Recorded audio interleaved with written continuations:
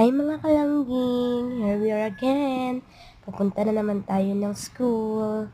Yes po, kailangan po natin tumawid ng ilog bago tayo makapunta sa school.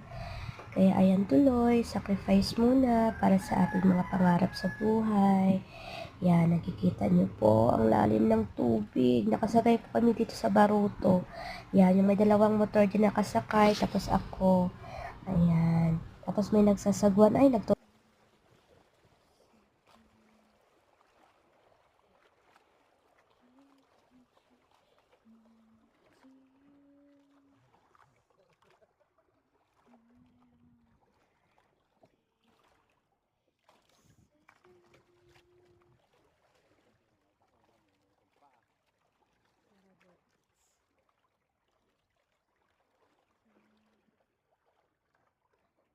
Kasi yun lang jacket to.